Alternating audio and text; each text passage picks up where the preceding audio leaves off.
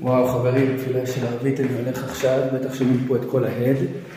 הייתי חייב להגיד, ראיתי עכשיו משהו גאוני, נאום של ביידן. אתם יודעים שהוא היה בן 12 שהוא פגש את גולדה לראשונה? אתם שמעתם על זה? איזה בן אדם גאון, איזה אישיות מיוחדת הוא היה. בן 12 רק שפגש את גולדה בפעם הראשונה.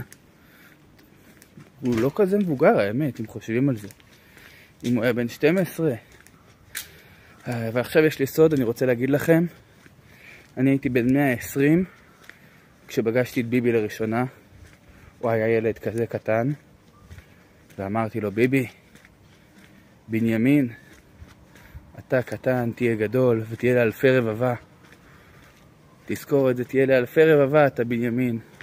הבן 2 כזה קטן. ביידן. טוב, מה אני אגיד לכם? היה משעשע עם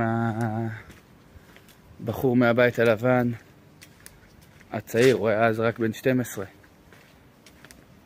היה משעשע, נקווה שיעבור כמה שיותר מהר, כי המלחמה הזו כבר לא משעשעת, וזה שהוא לא מביא לנו את הדברים שאנחנו צריכים כבר לא משעשע כל כך.